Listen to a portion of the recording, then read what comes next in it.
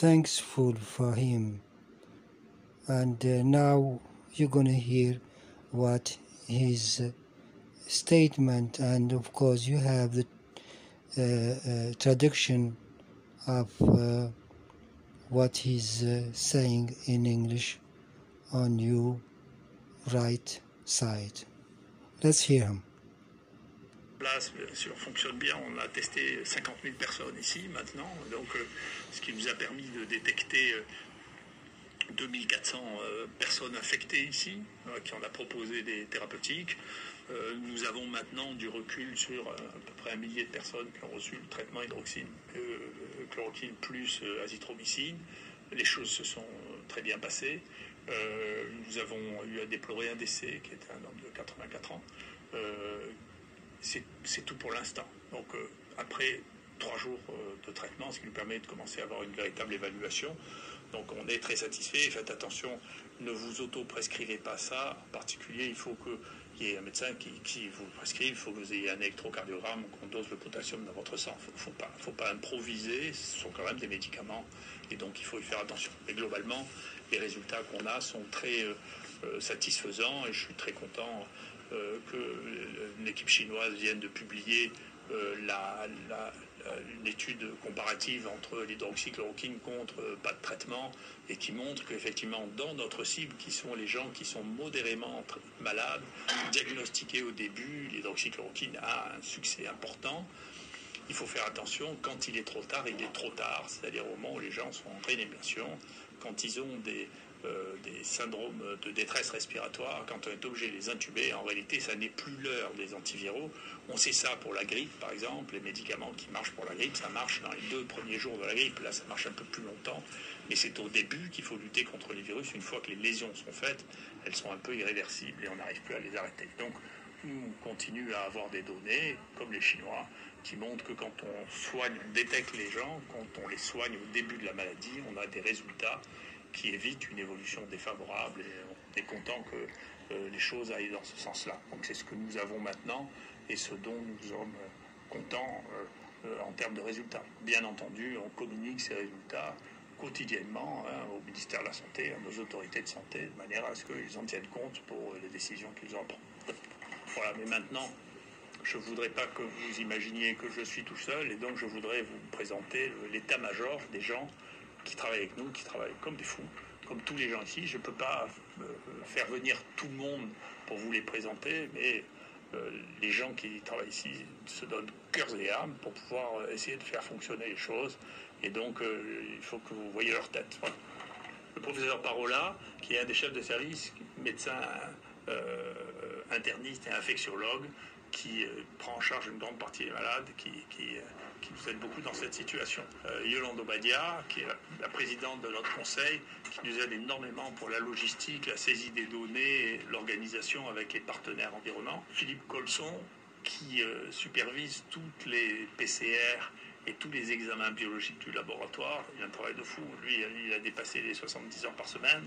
Philippe Brouki, qui est le coordinateur de l'ensemble du pôle au niveau des maladies infectieuses, qui est un infectiologue et qui est en relation directe avec le ministère pour tous les essais, toutes les stratégies thérapeutiques. Bernard Lascola, qui est le virologue qui s'occupe de toute l'isolement, les isolements de virus. Il a isolé plus de 600 virus du coronavirus. Il a fait tous les tests de sensibilité aux antiviraux qui ont montré une activité extraordinaire de l'association de l'hydroxychloroquine plus l'azithromycine sur les virus à l'intérieur des cellules, qui nous a conforté dans le fait que c'était probablement la meilleure association de toutes. Philippe Gautret, qui s'occupe de toutes les cohortes, de l'analyse des données, de la mise en forme des tests statistiques et qui travaille aussi jour et nuit pour répondre aux demandes un peu exigeantes que je formule en termes de rapidité. Florence Fenola, qui est professeur de microbiologie, qui dirige le comité de lutte contre l'infection nosocomiale et qui essaie d'organiser les rapports avec les gens qui sont un peu affolés dans les hôpitaux par cette épidémie et qui fait avec beaucoup de bienveillance et d'efficacité. Mathieu Mignon, qui est un de nos jeunes professeurs, qui a la responsabilité de tout ce qui est hôpital de jour actuellement pour pouvoir gérer tous les patients qui se présentent. Hervé Tissot-Dupont, qui a la responsabilité, qui est médecin praticien hospitalier, et qui a la responsabilité des consultations et de l'organisation des consultations, et qui arrive à faire une fluidité tout à fait inouïe. Il passe plus de 800 personnes par jour pour pouvoir les prélever et organiser le rendu des résultats. Jean-Christophe Lagier, qui est un de nos jeunes professeurs de maladies infectieuses, qui est aussi chef de service et qui gère au jour le jour l'ensemble des patients infectés. Il faut savoir que sur nos 75 lits, avec lui, Philippe Parola, ils doivent organiser que à peu près un tiers des patients est réaffecté dès qu'il n'est plus contagieux sur d'autres services. Pierre-Édouard Fournier, qui s'occupe plus particulièrement du diagnostic moléculaire et de la sécurité pour l'ensemble des patients et des soignants, et qui arrive à trouver des issues et des solutions là où personne n'arrive à en trouver pour ce qui est équipement, test.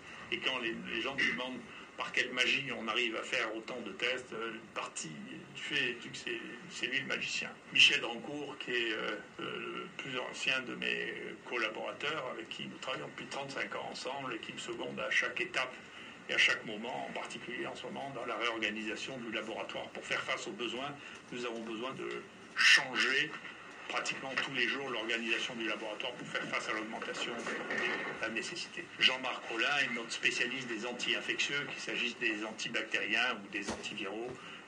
Il a une collection de molécules à tester absolument considérable et un suivi de tout ce qu'il est possible d'utiliser dans des conditions de soins immédiats, c'est-à-dire durant le cours de l'épidémie parmi les molécules qui existent déjà.